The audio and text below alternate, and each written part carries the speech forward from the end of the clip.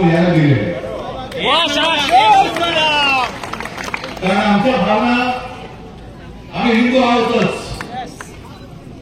आम्ही भक्तही आहोत, आम्ही प्रभू श्री रामाचे भक्त आहोत, भवानी मातेचे भक्त आहोत, शिवाजी महाराजांचे भक्त आहोत आणि आम्ही देशचे भक्त आहोत. आम्ही कोणाचे अंधभक्त नाही. राम मंदिराचं जे लोकार्पण होत आहे त्याच्यामध्ये जी काय प्राण प्रतिष्ठापना होणार आहे ती केवळ प्रभू रामचंद्राची सीतामाईची नाहीये, तर ती आम्ही असं मानतो की त्या निमित्ताने आपल्या देशाच्या अस्मितेची जी प्राण प्रतिष्ठा होणार आहे. एक लढा जो काही सत्य चालला होता, सत्यानुसत्य चालला होता, पण कोणाची हिंमत नव्हती.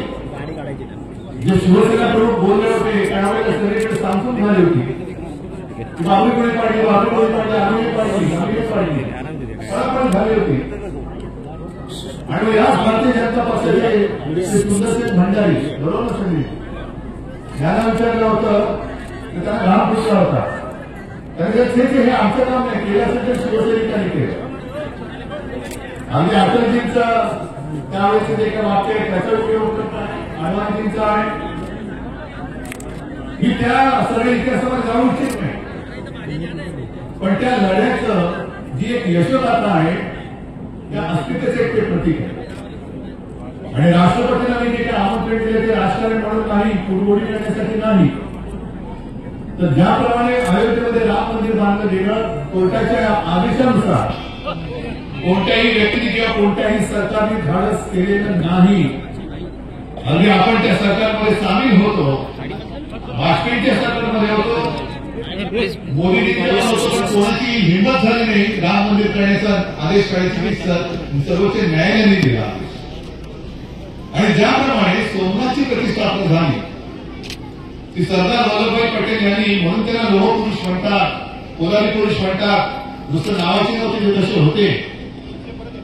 सोमनाथ मंदिर ज्याचा वारंवार विध्वंस केला होता मुघलांनी, त्याची पुनर्स्थापना त्यांनी केली, पुनर्निर्माण केलं.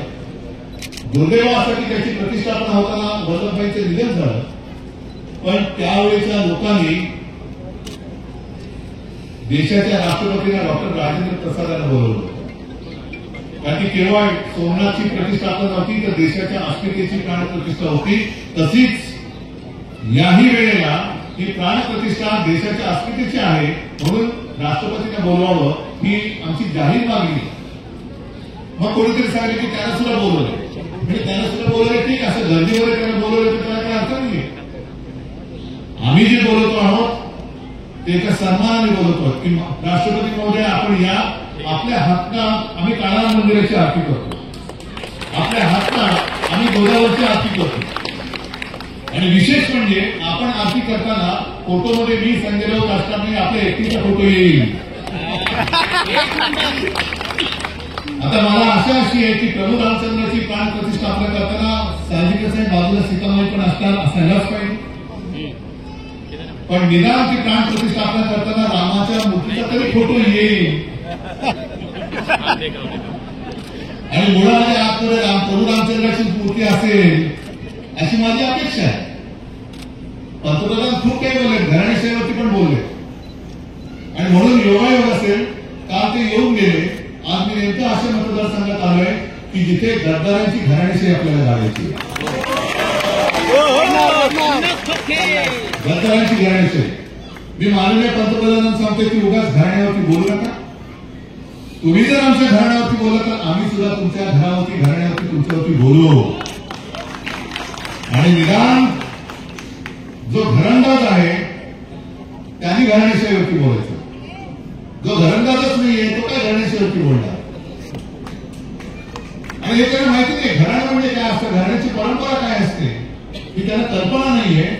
म्हणून त्यांना आतापर्यंत मदत करत आलेली मी सरळ म्हणतोय ठाकरेंची घराणेशाही नकोशी झाली आणि गद्दारांची घराणेशाही आपली वाटायला लागली. प्राणप्रिय गद्दारों से मेरा बहुत पुराना रिश्ता है, अब भी है.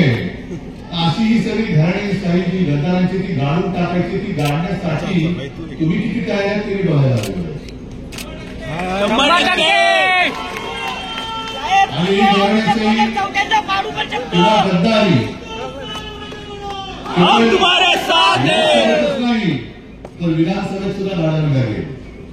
महापालिका कधी होतील घालवत आहे. आता बाकीचं भाषण इकडे काही करणार नाही कारण बोलण्यासारखं खूप आहे. 23 जानेवारीला मी बोलणार आहे नाशिकला. आपल्यापैकी त्यातनं बरेच लोक येतील मला माहिती आहे. पण तूर्त आज जरा मला बरं वाटलं की ज्यांना असं वाटत होतं की कल्याण लोकसभा मतदारसंघ म्हणजे आपली बाप की जायदाद आहे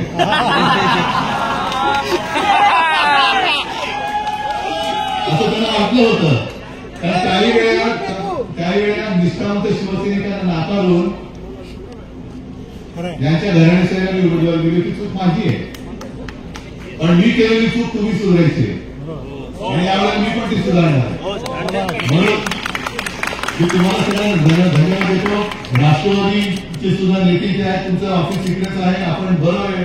ऑफिस सुद्धा सोबत आहे. काँग्रेस सुद्धा सोबत आहे. सगळेच सोबत आहे. आरपीआय पण आहे. वंचित आहे. सगळेच आहे. जे देशभक्त आहेत ते सगळे माझ्यासोबत आहेत. म्हणून तुम्हाला मी खूप शुभेच्छा देतो. आता उद्या संक्रांत आहे. संक्रांतीला काय म्हणतो आपण तिळगुळ घ्या. ते कालपासून तिळगुळाचे लाडू वाटायला सुरुवात झालेली आहे. कालपासून सुरू झालं. तुला या महिन्यात दुसऱ्यांदा पंतप्रधान महाराष्ट्रात येणार आहे.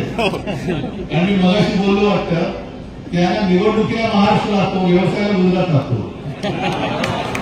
त्याच्यामुळे महाराष्ट्राची ताकद आता आपल्याला दाखवायची. सगळ्यांना शुभेच्छा देतो. अशीच एकजूट ठेवा. धन्यवाद. जय हिंद. जय महाराष्ट्र.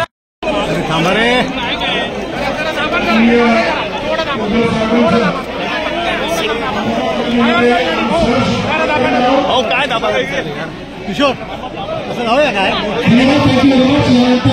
घेऊ ना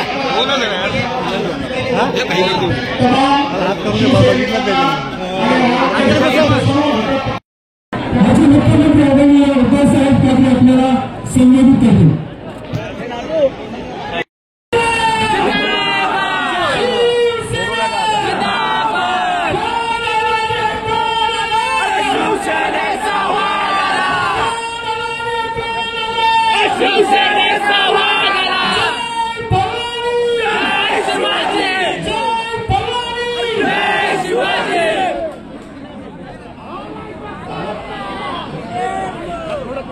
जमलेले माझे शिवसैनिक काँग्रेस राष्ट्रवादी आरपीआय सर्व कार्यकर्त्या बांधवांना